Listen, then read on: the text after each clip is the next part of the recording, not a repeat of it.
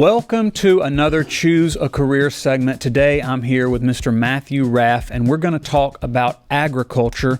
Now, agriculture is a big, wide, open category, and so there's lots of different directions you can take within that category. Tell us a little bit about what you do. Okay. Hello. So I currently, what I do now is I work for the Mississippi Land Bank, which the land bank is part of the nationwide farm credit system. There's a farm credit in every state in the country. We were set up by an act of Congress. I believe it was, don't hold me to this date, but 1916. But we were set up back then because rural America did not have access to long-term financing. The banks would give 1-year loans to farmers and people working in the rural areas, and then once the crops were harvested, they would see how the farmer did and decide whether or not to renew the loan again for another year. And if they didn't, then they would lose the farm and everything. So Congress back then saw an issue with that because the banks were foreclosing properties and owning all the farms. If you didn't have enough money to pay your loan back in 1 year, which is pretty impossible in most cases. So we were set up and regulated.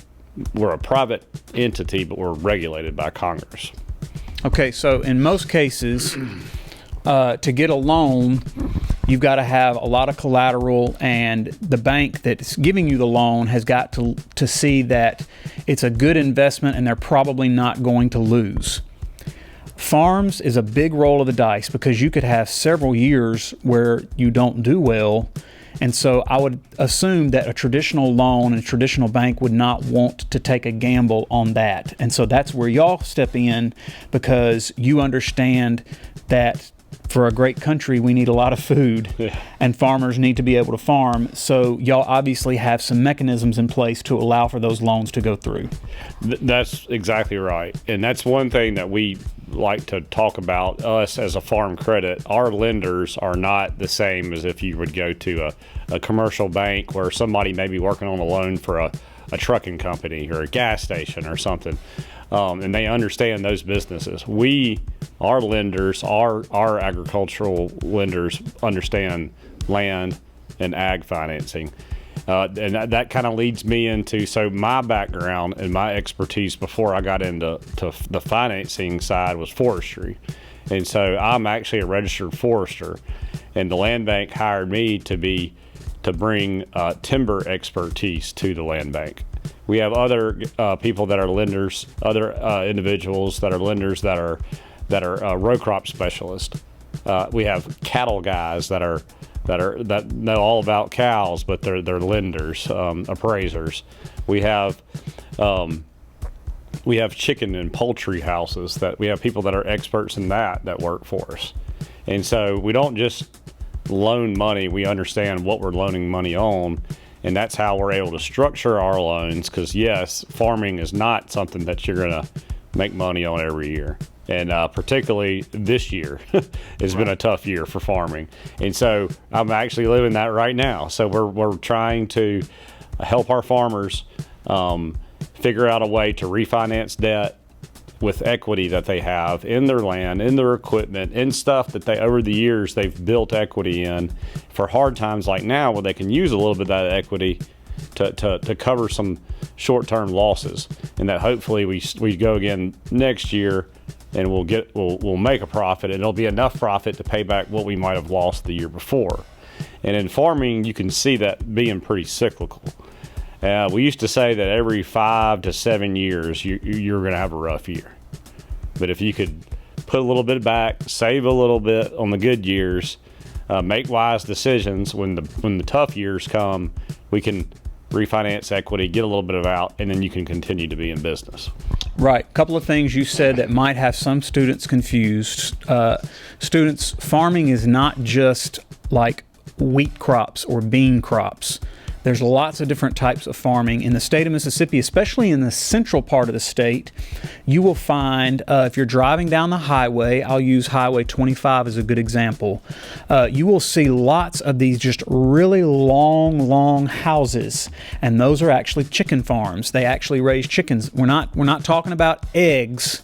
We're talking about literally raising poultry for you to eat chicken when you go to the grocery store. That chicken's there, and they're rows and rows of these really long houses. I'd say they're probably 300 feet, 400 feet. Some of them they're really long. Some of them are that long, if not longer. Yes. Right, and it is a really scary. That's a really scary business to be in. You have to keep the chickens cool, because in the state of Mississippi it gets really hot in the summer, and they can what they call smother.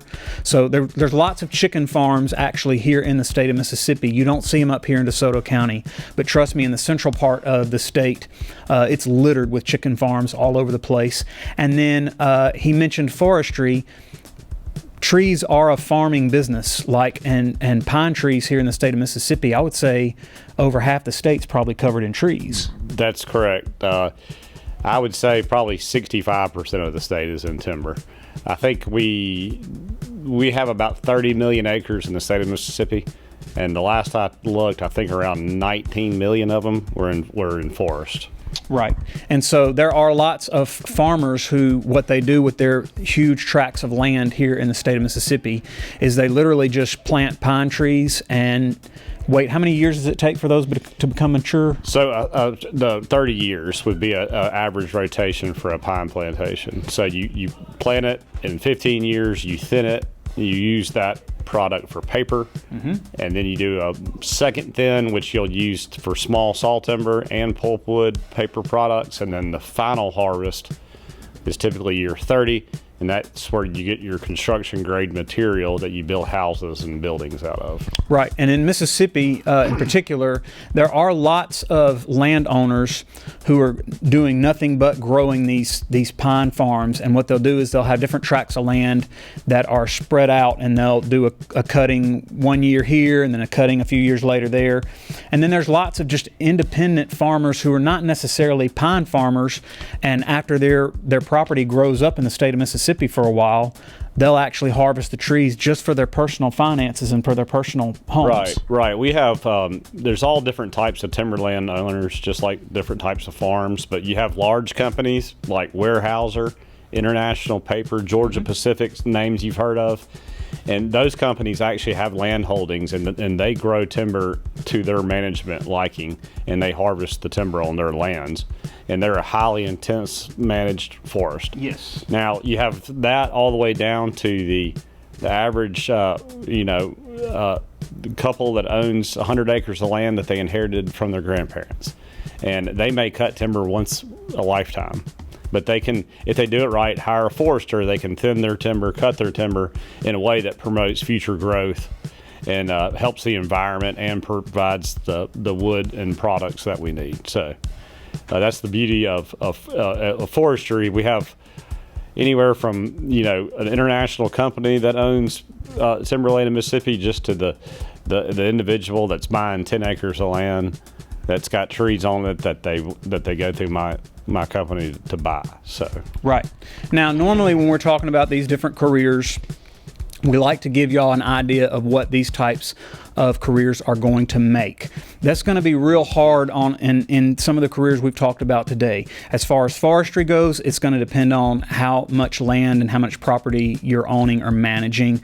As far as chicken farms, it's going to depend on how many houses that you're working and what the price of poultry is at the time. Most of these houses in the state of Mississippi are actually companies like Tyson, and the farmer is the middleman. So you're essentially leased by these companies, and you're growing the chickens for them, and then they come and pick them up and bring you a new batch.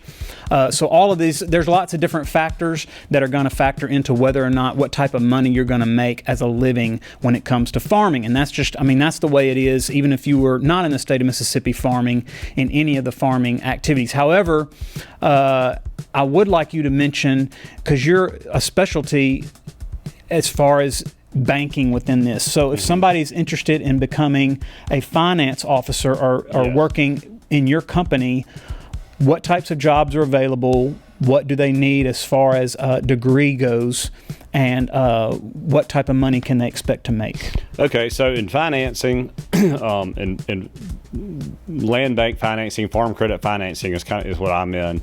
Not necessarily banking, like commercial banking, where you have your checking accounts and stuff.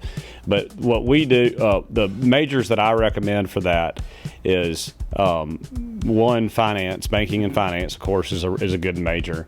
We have accounting majors that work for us as well. And then our lenders that deal with the public and landowners, they're typically going to have like ag economics, ag econ, some kind of degree like that, forestry, any of the ag sciences. Because you kind of have to know a little bit about the farming science right. to also you have to understand do this. What you're financing to be able to do it right and do it correctly. Right. So, and we set loans up for success, meaning I don't loan the money unless I know the person can pay it back. Right. And I have to structure that loan for that industry of how their income comes in. So it's a niche market. It really is. So it's kind of hard. So you really got to know what you're doing, Okay. Now I want to say one thing about forestry, if that's okay. Yeah. So my degree is in forestry, and I minored in wildlife management. And so I initially worked for a timber company in land management out of college. But I was hired by the land bank because they needed somebody with timber expertise to help them. And so that's what I did. But most of the people that I went to school with are either private forestry consultants, or they work for a company like Weyerhaeuser or International Paper in land management, where they manage their lands, or they are in procurement forestry, where they go out and buy wood to feed sawmills. Now, the private consultant route is more of a individual. You're going to see landowners, and the landowner may want to harvest timber once every 20 years, but really what they're concerned with is keeping their land to where they can their grandkids can go deer hunting or turkey hunting, and so the forester is going to help them manage their place for whatever their goals are. In the way that you get into forestry, there's several different ways. There's a 2-year technical degrees that you can get in forestry from several junior colleges in our state. We have a great junior college system, which I'm sure y'all have talked about. But then Mississippi State has one of the best forestry the flagship programs program in the country. And I am alumni of it, so I'm proud of it. But I recommend, if you ever go to their website, review that, and just talk to alumni about it. It's a really good program. And you can do anything from, you can be a field forester, or you're marking timber in the woods and making a pretty good living, to somebody like me who takes their forestry skills and does it in the banking route, and use it for financing. So, but I would encourage people, if you have an interest in natural resources, that you explore some of these types of majors. And there are good jobs out there that you'll find. And my job is not sitting at a desk every day. And that was kind of the key to why I got into forestry in the first place, because I like working with natural resources. I was about to say, one of the biggest things in farming, period, no matter what you are, but especially with, forestry is certainly up there. If you don't want a boring day, if you want every day to look a little bit different and be outdoors, this is a job that you will enjoy, because you will be driving all over different places in a truck, more than likely. You'll be walking through forests, looking at the health of trees, probably pesticides, pests, keeping everything healthy. And every day will be a little different and will be very enjoyable. That's exactly right. It's if some people, everybody's personality is different, and finding a job that fits your personality, to me, is the most important thing. It is, as far as an employer goes, I don't want to hire anybody unless they're in the right spot. Like if it really is something they want to be doing, because that's how you excel and you get really good at something, if you care about it. And that's why I encourage people to go into a major that interests them and fits their personality. All right. Well, thank you so much for giving your time to us today. All right. Thank you. Glad to be here. if anybody ever has any questions or is thinking about majoring in forestry, I'm an open. He'll have my information. They can contact me, and I'll be happy to help mentor somebody in what they're trying to decide what to do. So, all right, thanks again.